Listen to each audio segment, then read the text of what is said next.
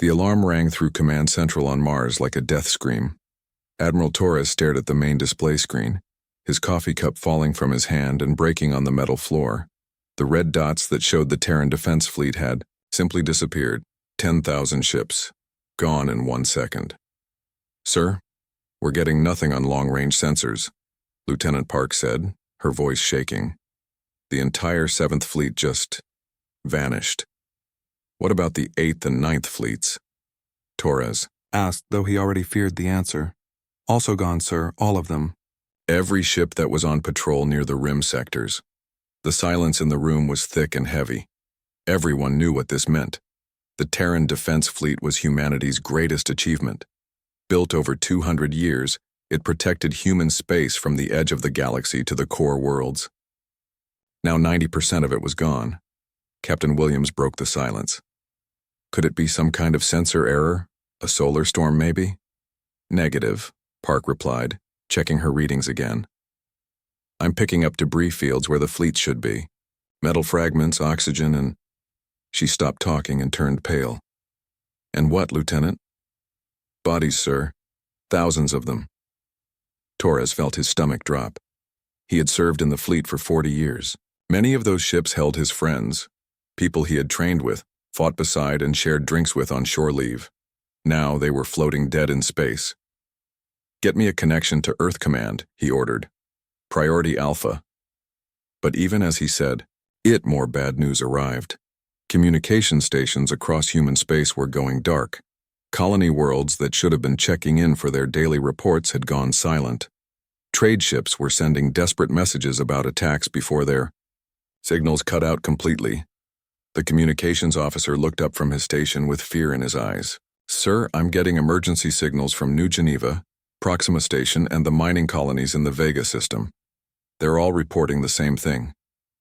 Which is unknown alien fleets moving into human space. Different types, but all of them hostile." Torres closed his eyes for a moment. In one day, humanity had gone from being a major galactic power to being prey.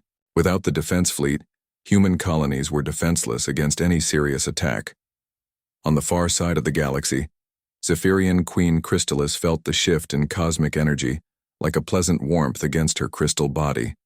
The humans, those troublesome creatures who had been expanding too quickly and asking too many questions, had suddenly become weak.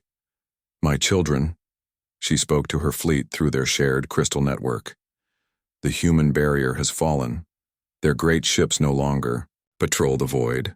Now we feast on their worlds." The Zephyrian fleet was unlike anything else in the galaxy. Their ships were living creatures grown from crystal and fed on the life energy of other beings. They had been waiting at the edge of human space for decades, held back only by the threat of the human fleets. Now that threat was gone. Thousands of crystal ships began moving toward human colonies, their hulls glowing with hungry light.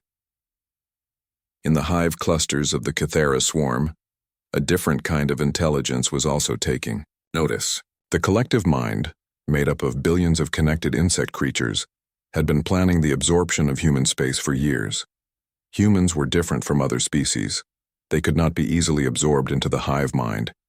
This made them dangerous but also valuable. "The path is clear," the collective decided. "The human ships that blocked our expansion are no more. We will take their worlds and study their strange individual minds." The Cathera ships were biomechanical nightmares, part living creature and part machine. They moved in perfect formation, thousands of them toward the nearest human systems.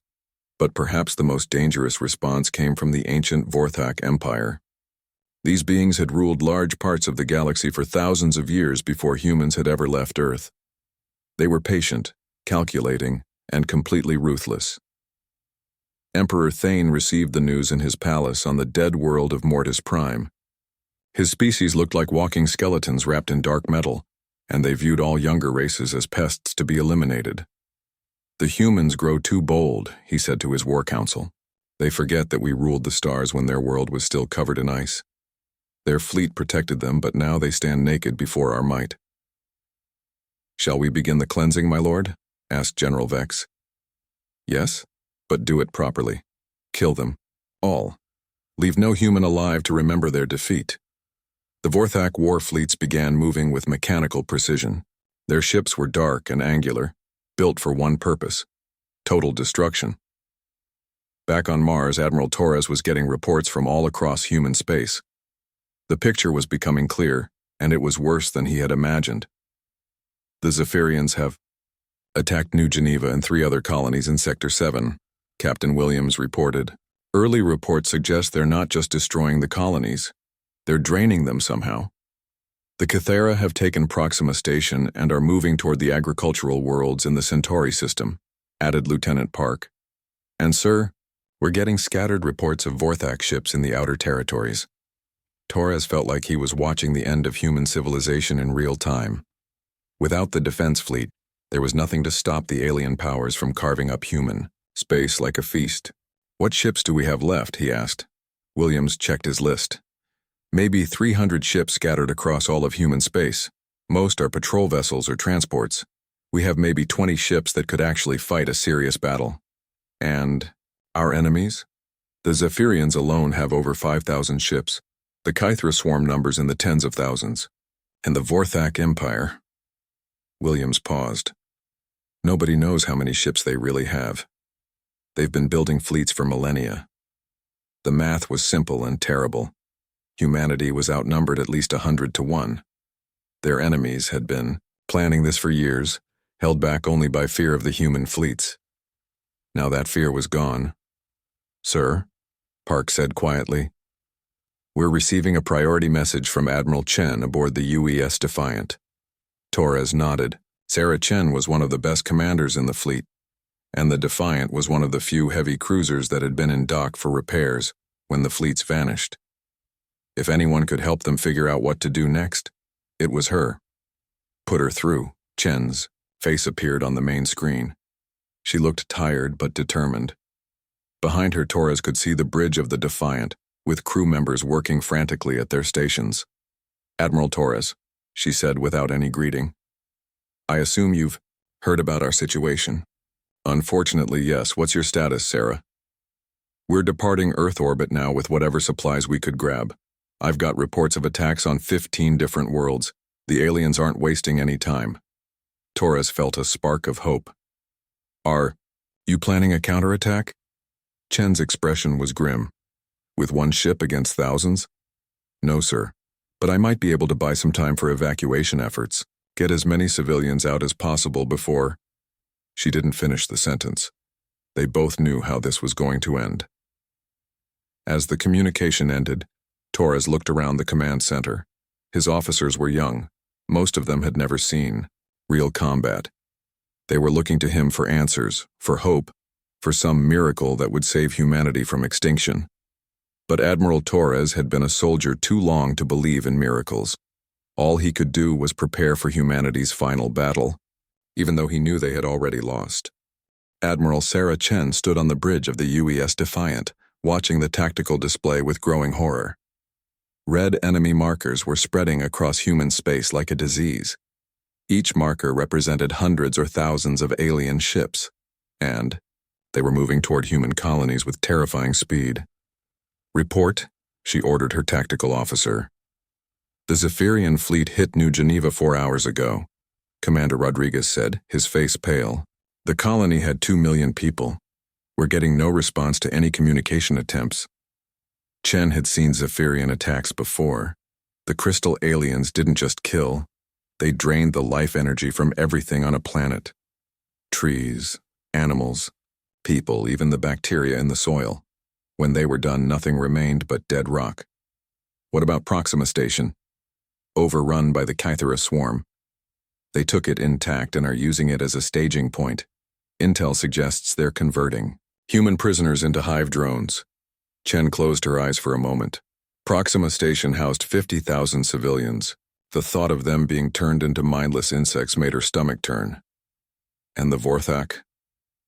They're taking their time, but they're being thorough. They hit the mining colonies in the Tau Ceti system 6 hours ago. Long-range scans show nothing left but radioactive craters. The Defiant shook slightly as it jumped to faster than light speed.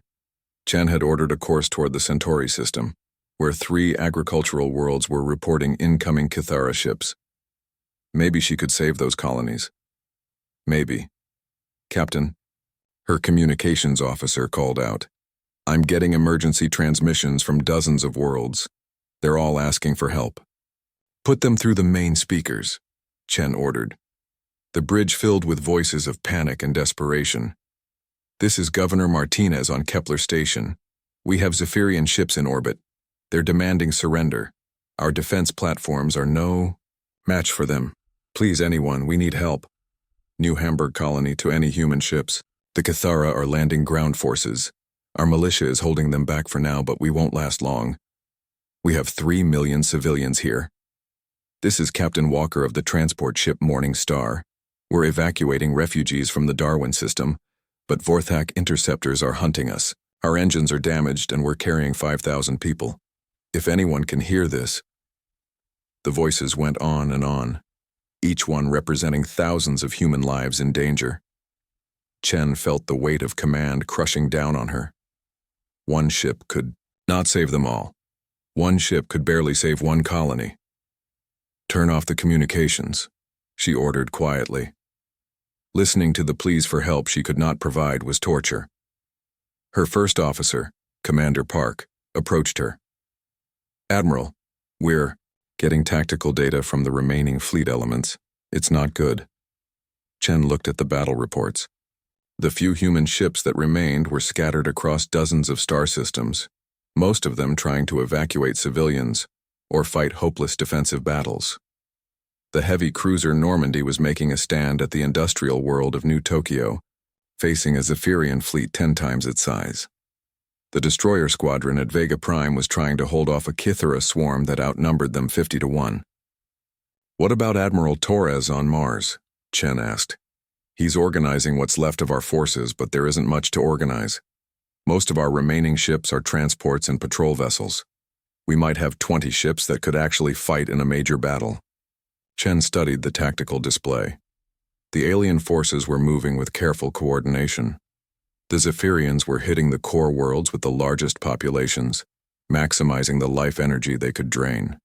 The Cathara were taking strategic positions like space stations and industrial centers, building up their forces for a longer campaign. The Vorthak were systematically destroying human settlements in the outer territories, making sure no one survived to organize resistance. It was a 3-pronged attack designed to completely eliminate humanity within weeks, and it was working. Admiral, her tactical officer called out. We're receiving a transmission from the Centauri system.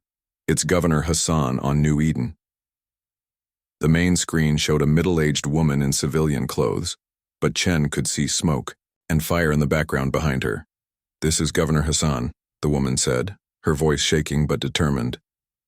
The Cathara have begun their ground assault on New Eden. Our planetary defense force is holding the capital city, but they won't last much longer. We have 2 million civilians in the evacuation centers, including thousands of children. Please, if any human ships are out there, we need immediate assistance. Chen felt her heart breaking. New Eden was 3 days away at maximum speed. By the time the Defiant arrived, the battle would be long over. But she had to try. Set course for the Centauri system, she ordered. Maximum speed. Admiral, Commander Park said quietly. By the time we get there, I know, Chen replied. But we have to try, we can't just abandon them. As the Defiant raced through space, more bad news kept coming in. The Normandy had been destroyed defending New Tokyo.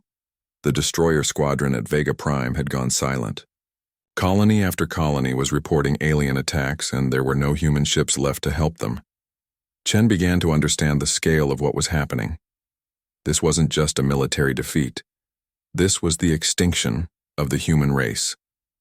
The aliens had planned this perfectly, waiting for humanity's moment of greatest weakness before striking with overwhelming force.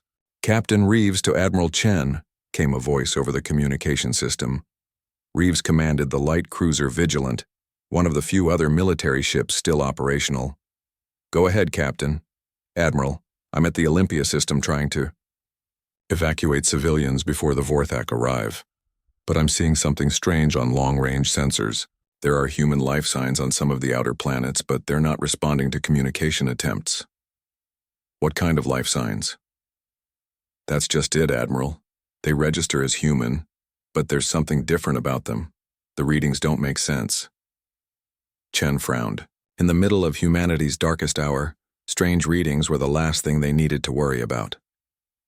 Continue your evacuation efforts, Captain. We'll investigate the anomalous readings later if we survive. If we survive.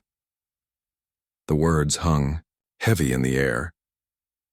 Chen realized she was already thinking in terms of humanity's extinction.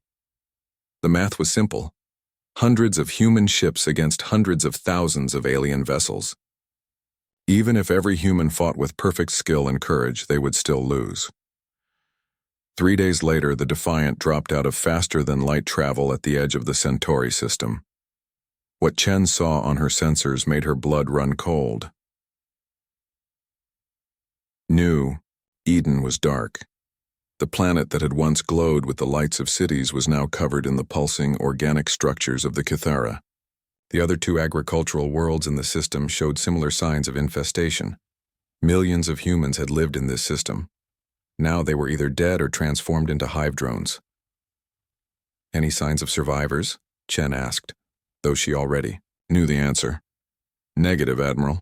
The Kythera appear to have complete control of all 3 worlds.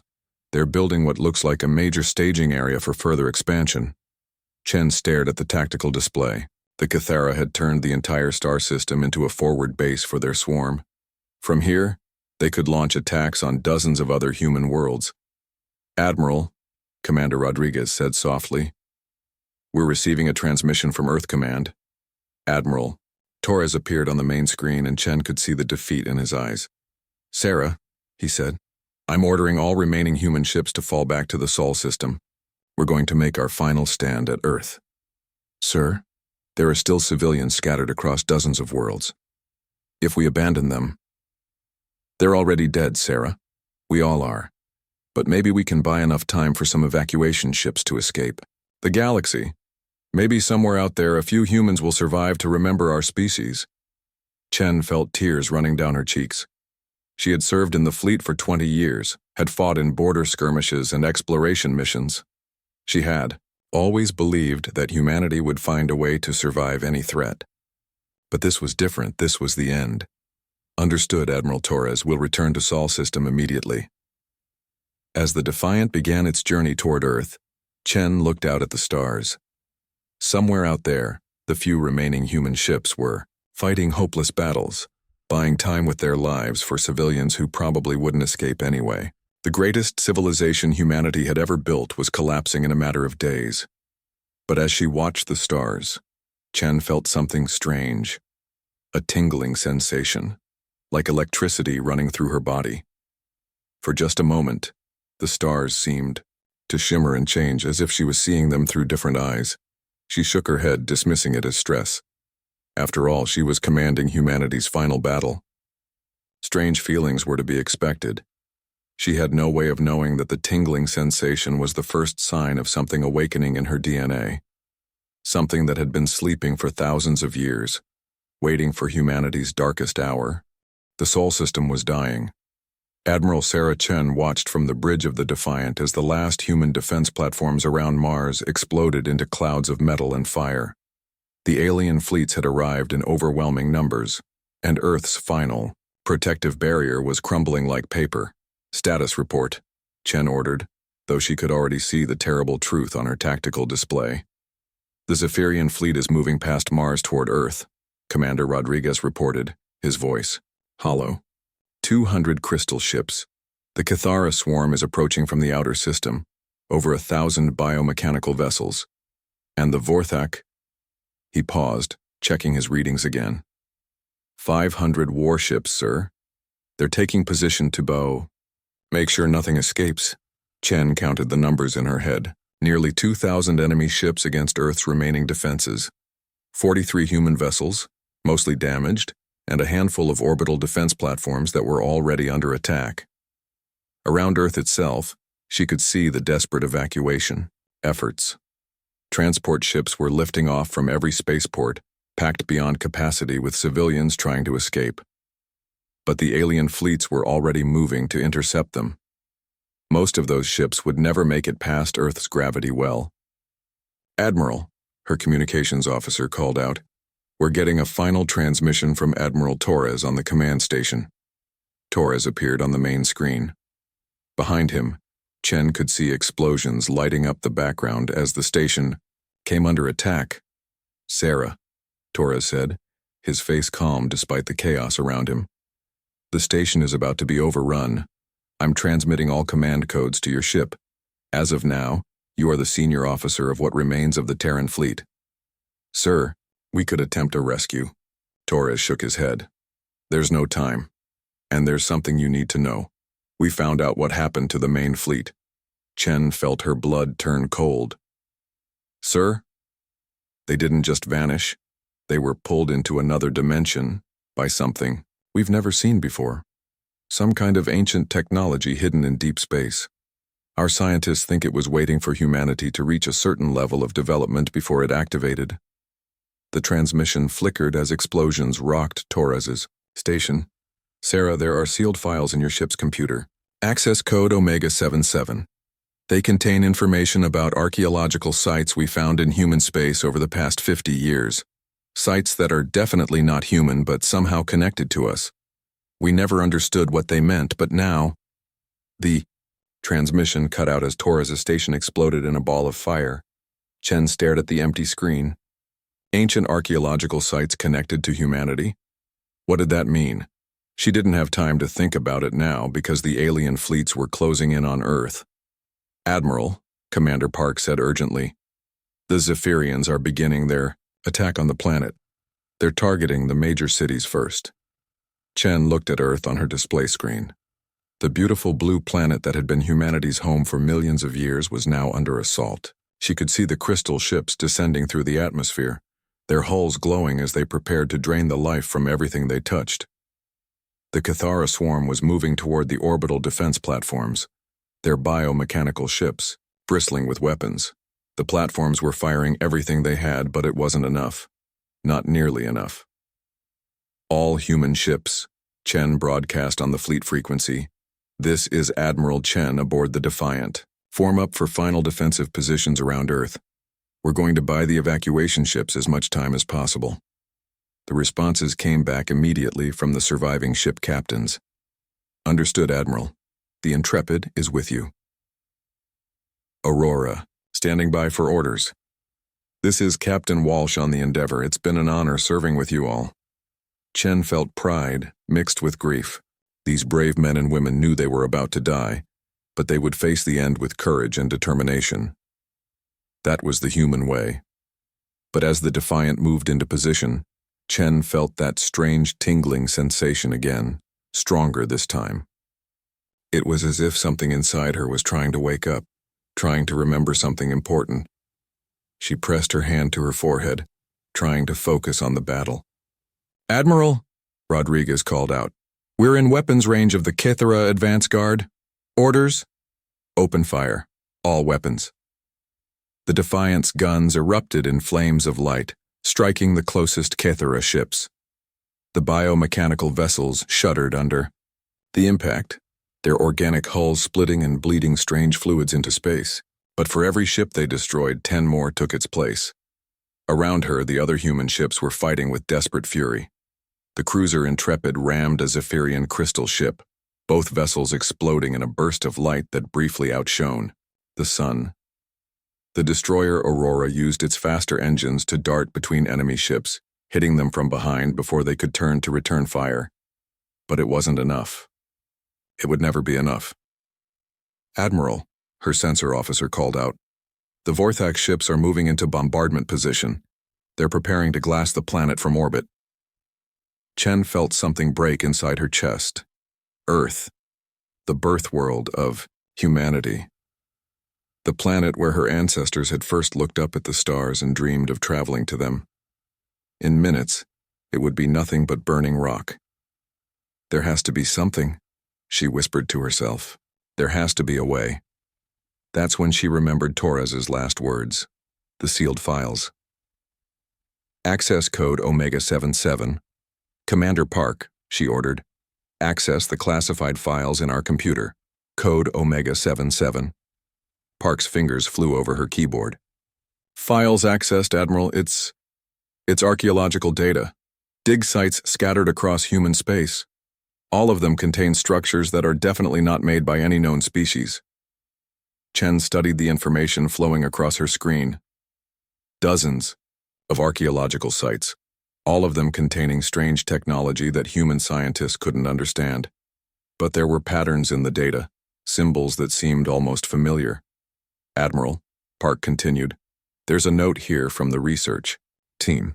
They say the technology appears to be designed specifically for human DNA, as if it was built by humans, but humans who were far more advanced than we are now.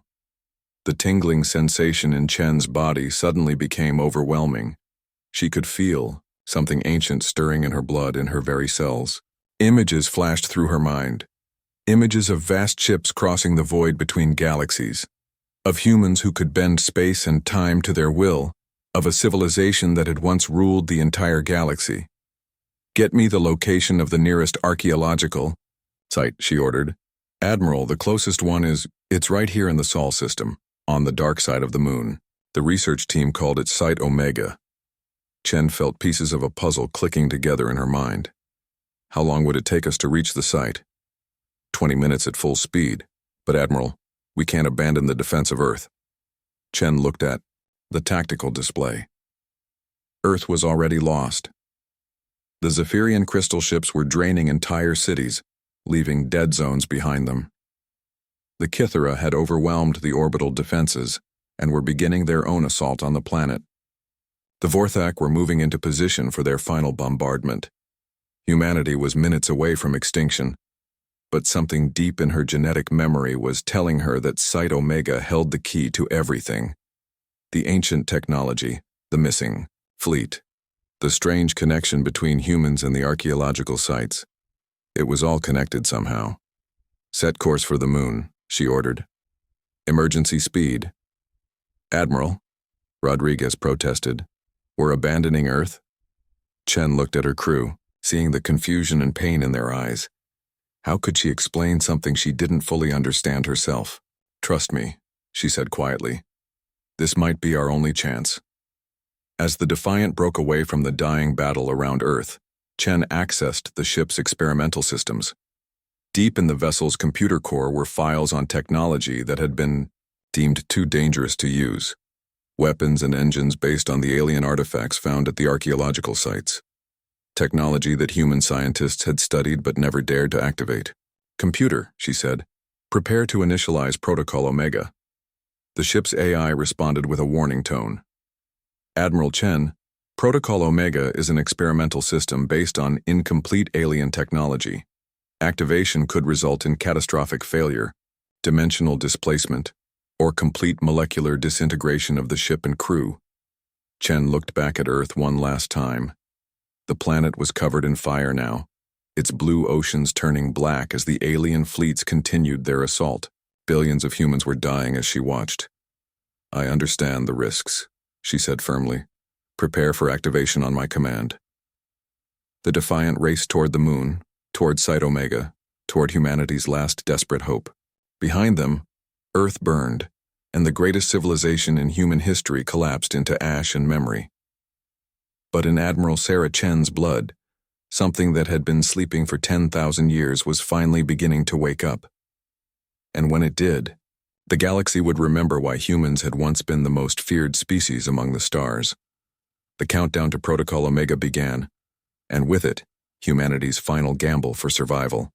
The dark side of the moon held secrets that human science had never been able to explain. As the Defiant descended toward Site Omega, Admiral Sarah Chen could see the massive structure buried in the lunar surface. It looked like a cathedral made of black metal and crystal, its spires reaching up toward the stars like grasping fingers. Incredible, Commander Park whispered from her station. The structure is over 1 kilometer long. How did our ancestors build something like this? Chen felt the tingling in her blood growing stronger as they approached. Ancient memories that weren't her own were flooding through her mind. Images of a time when humans had been something far greater than they were now, when they had commanded technology that could reshape reality itself. Our ancestors didn't build this, she said quietly. We did. A version of humanity from long ago before we chose to sleep. Admiral, Rodriguez called out from the tactical station. The alien fleets are moving away from Earth. They're heading this way.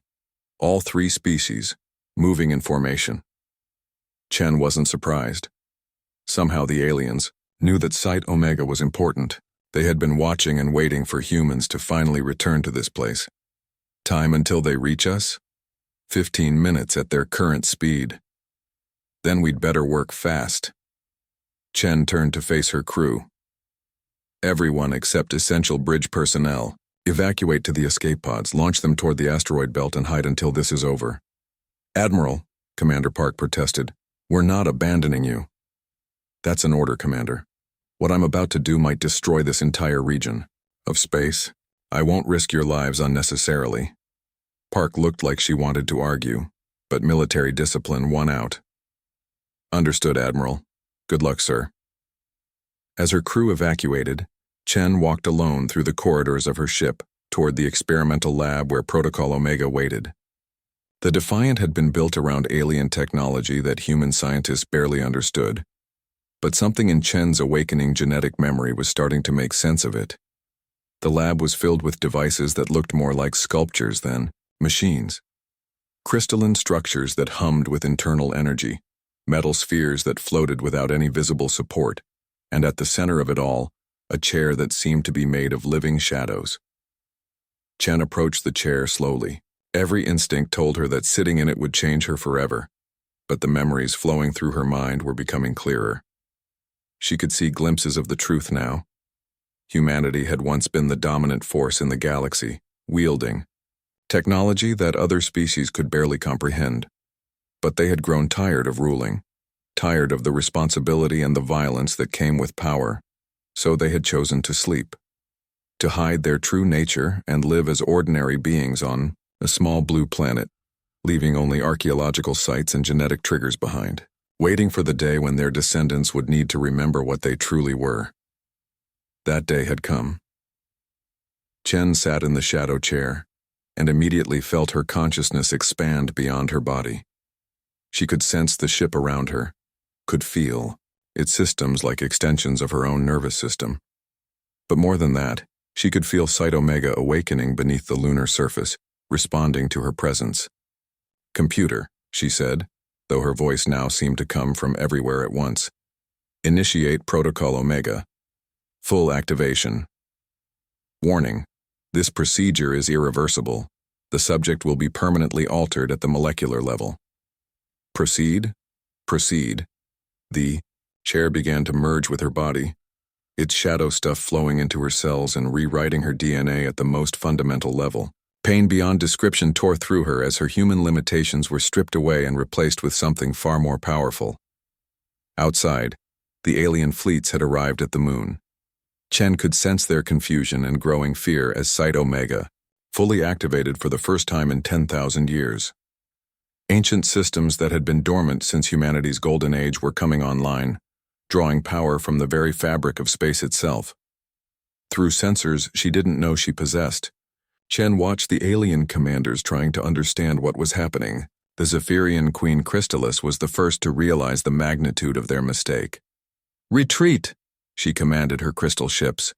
"We have awakened something that should have remained sleeping." But it was too late for retreat.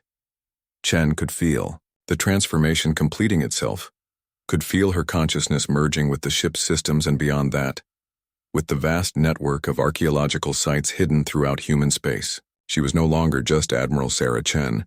She was something else now, something that remembered the time before the long sleep. The Defiant began to change around her. Its metal hull flowed like liquid, reshaping itself into something that bore little resemblance to a human starship. New weapons emerged from its surface, weapons that could tear holes in reality itself. Its engines transformed into something that didn't push through space but commanded space to move around it. When the transformation was complete, Chen looked out through her ship's new senses at the alien fleets surrounding the moon. Through her enhanced perception, she could see the fear radiating from every vessel. They finally understood what they had awakened.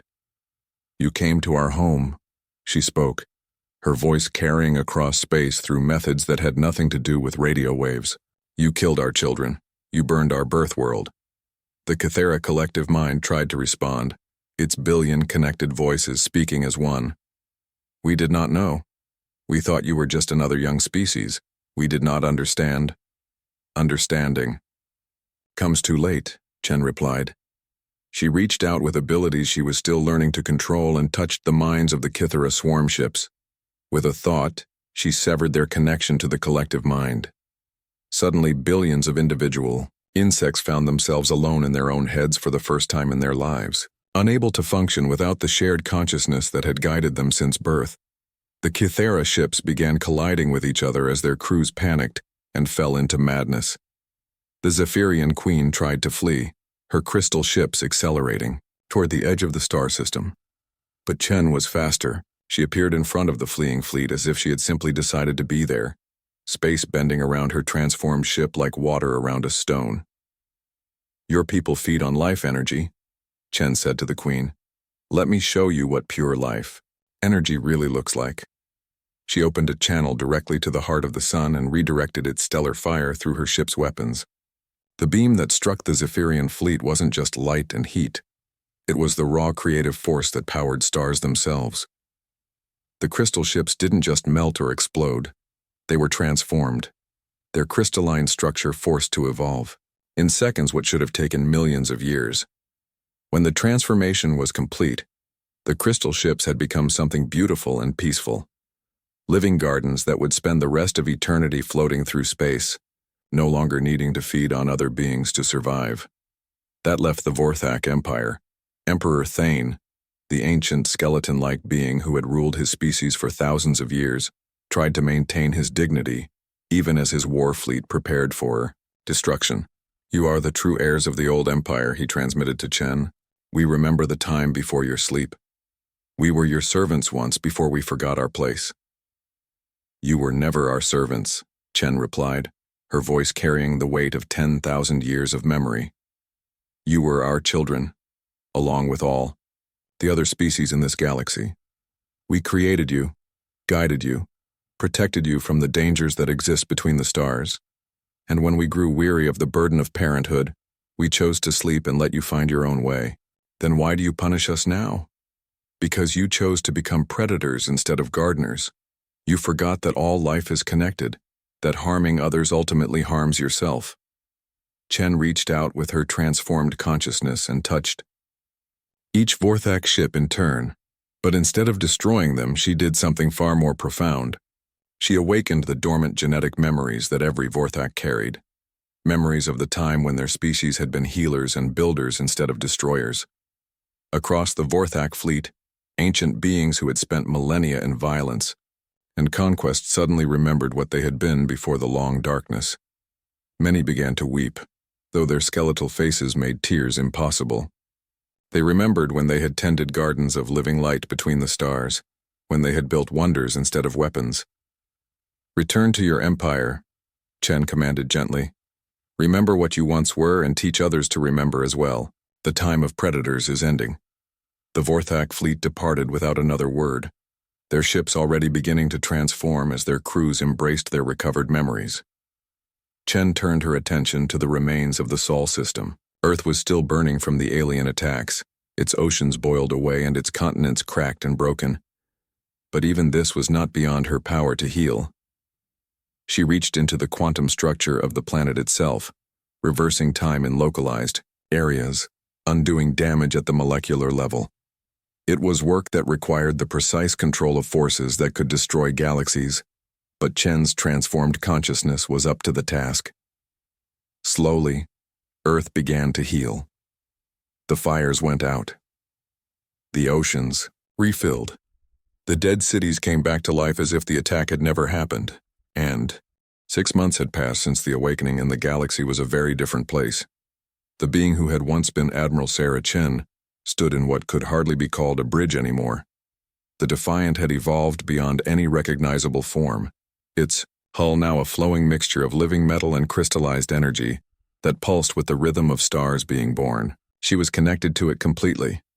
Her consciousness merged with systems that could perceive reality across multiple dimensions at once. Through this expanded awareness, she observed the changes spreading throughout the galaxy like ripples on a cosmic pond. On Earth, humanity was rebuilding, but they were no longer the same species that had once struggled to reach the stars. The awakening had touched every human, unlocking genetic memories and abilities that had been dormant for millennia. Children were being born who could manipulate matter with their thoughts. Adults were discovering they could communicate across vast distances without any technology at all. But the changes weren't limited to humans.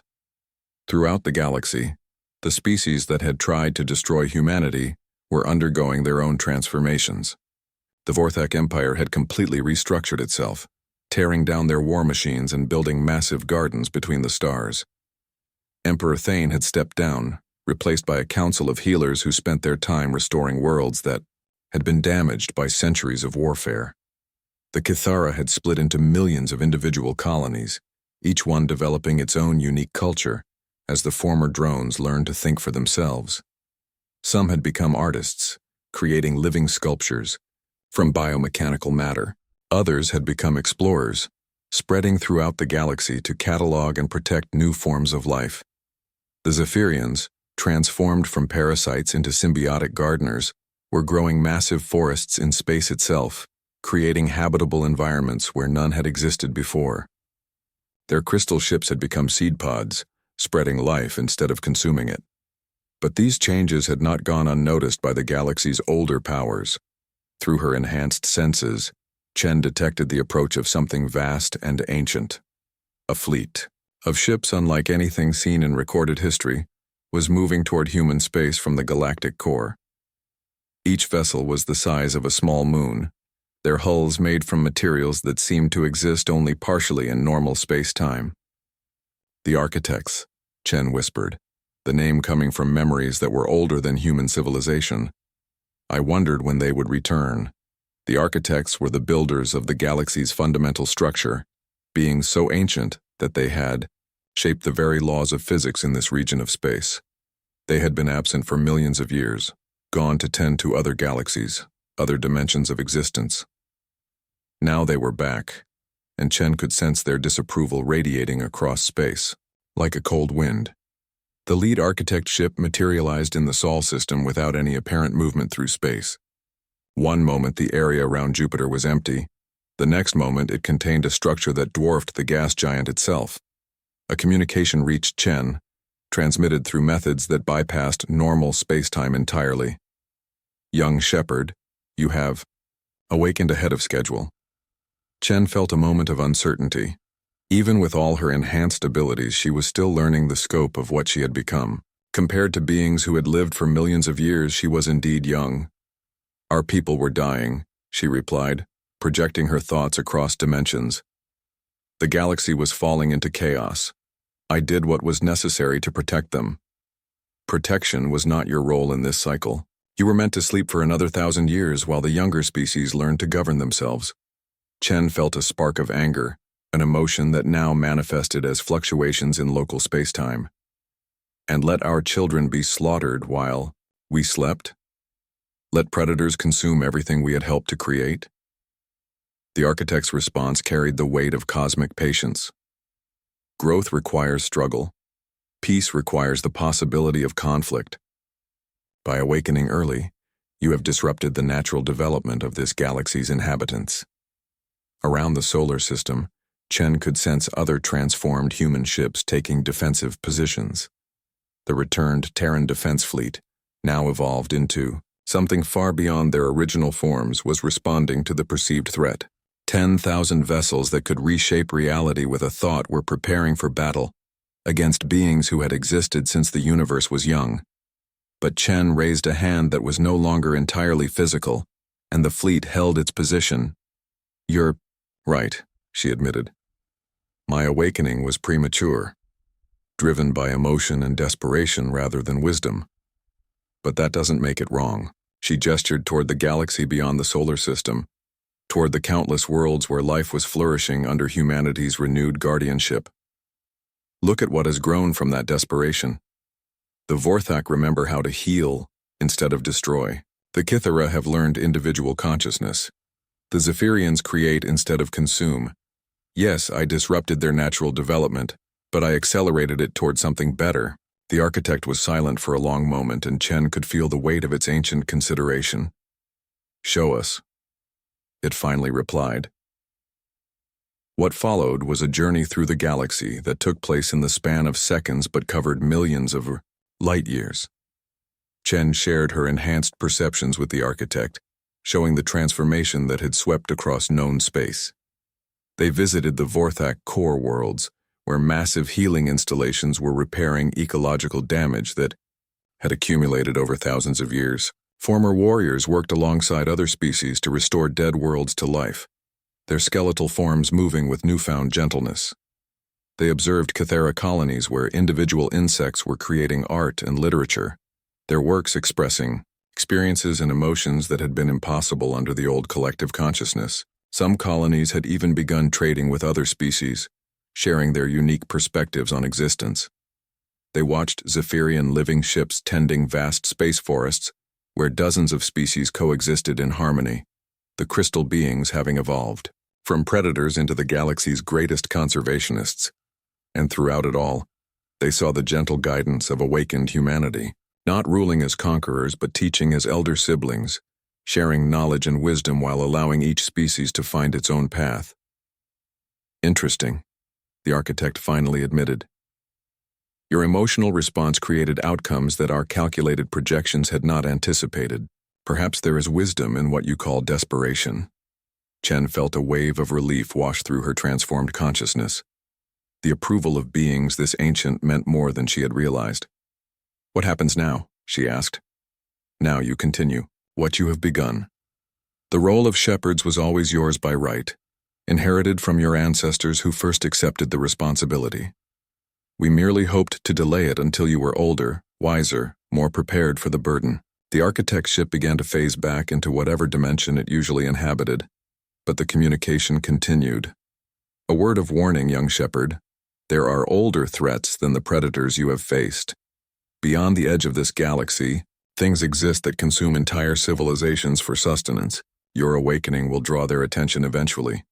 When that time comes, you will need allies, not subjects. I understand, Chen replied, though she wasn't entirely sure she did. Do you? Then prove it by remembering what your ancient predecessors forgot in their final days. The greatest strength comes not from the power to control, but from the wisdom to guide and the courage to let others grow beyond your expectations. The architect's ship vanished completely, leaving only a faint distortion in space-time to mark where it had been. Chen turned her attention back to the galaxy she now helped to shepherd. The warning about threats from beyond the galactic edge was sobering, but it was a problem for the future. For now, she had work to do. Throughout human space and beyond, archaeological sites were still activating, awakening humans to their true heritage while also revealing new technologies and knowledge. The galaxy was entering a golden age not seen since humanity's first reign among the stars. But this time would be different. The ancient humans had ruled through power and eventual isolation. This new generation would lead through cooperation and growth. They had learned from the mistakes of their predecessors. Chen smiled as she sensed the approach of a familiar consciousness. Admiral Torres, thought dead in the destruction of the Mars command station, had been among those awakened by the returning fleet. His vessel, now something that barely resembled a ship, was approaching the transformed Defiant. Sarah, his voice, reached her across the void. Or should I call you something else now? I'm still Sarah, she replied, though they both knew that wasn't entirely true anymore. Just more than I was before. We all are. The question is, what do we do with this power we've inherited? Chen looked out at the stars, each one now visible to her enhanced perceptions as a complex ecosystem of energy and matter. Somewhere, among them, civilizations were struggling to grow, to learn, to become something greater than they were. And somewhere beyond the galactic edge, ancient threats were stirring, drawn by the light of humanity's reawakening. We do what shepherds have always done, she said finally. We protect the flock, guide them when they're lost, and help them grow strong.